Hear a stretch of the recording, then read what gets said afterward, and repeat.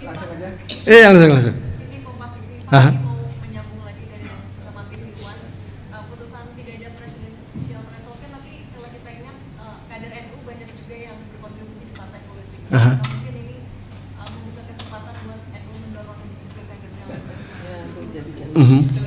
Atau yang kedua Pak, izin posisi arti kan juga rilis nama-nama 5 tokoh di tahun 2024. Salah satunya ada mantan presiden kita. Dari PBNU menanggapinya gimana? Gimana masyarakat harus bisa menanggapi hal itu Pak?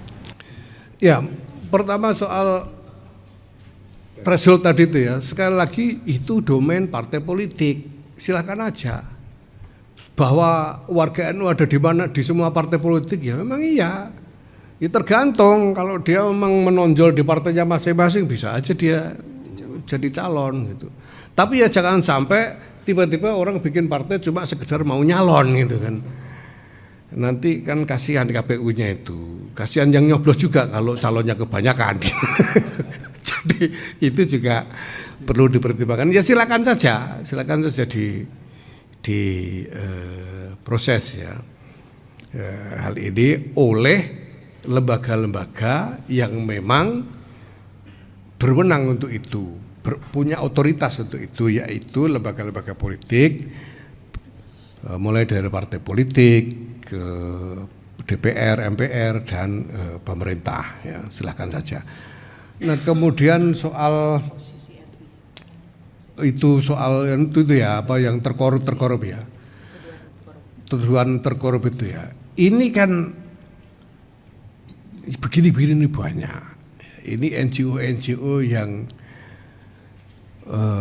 wacana yang mereka lontarkan ini dasarnya apa, publik sebetulnya juga tidak terlalu mengerti, dan kita juga tidak tahu apakah ini cukup kredibel atau enggak gitu. Kalau yang menetapkan itu misalnya lembaga tribunal misalnya ya, pengadilan ya, apakah pengadilan internasional atau apa, itu soal lain. Tapi ini NGO ya, saya juga baru ini dengar ada apa OCCRC itu ya, baru kali ini saya dengar gitu ya. Dan di Belanda itu memang banyak yang begitu. Nah saya kira sejauh ini ya, saya pribadi melihatnya sebagai bagian dari semacam kampanye politik saja, entah untuk tujuan pertarungan apa gitu ya. Tapi kalau kredibilitas kebenarannya, saya kira itu masih sangat bisa dipertanyakan, apakah itu kredibel atau tidak. Karena orang siapa aja bisa bikin lembaga apa aja, kemudian membuat kampanye dengan cara yang saya kira semua orang bisa, asalkan ada biayanya. Untuk satu isu apa saja itu bisa. Ya. Dua lagi siapa ya? Itu. Langsung aja. Langsung. Sini Kompas TV, Aha. Pak mau menyambung lagi dari teman TV One. Putusan tidak ada presidensial threshold kan, tapi kalau kita ingat kader NU banyak juga yang berkontribusi di partai politik. Aha. Mungkin ini membuka kesempatan buat NU mendorong juga kadernya. Atau yang kedua Pak, izin posisi arti kan juga rilis nama-nama 5 tokoh di tahun 2024. Salah satunya ada mantan presiden kita. Dari PBNU menanggapinya gimana? Gimana masyarakat harus bisa menanggapi hal itu Pak? Ya, pertama soal threshold tadi itu ya, sekali lagi itu domain partai politik, silakan aja. Bahwa warga NU ada di mana, di semua partai politik, ya memang iya. Ya tergantung, kalau dia memang menonjol di partainya masing-masing bisa aja dia jadi calon gitu. Tapi ya jangan sampai tiba-tiba orang bikin partai cuma sekedar mau nyalon gitu kan. Nanti kan kasihan KPU-nya itu, kasihan yang nyoblos juga kalau calonnya kebanyakan.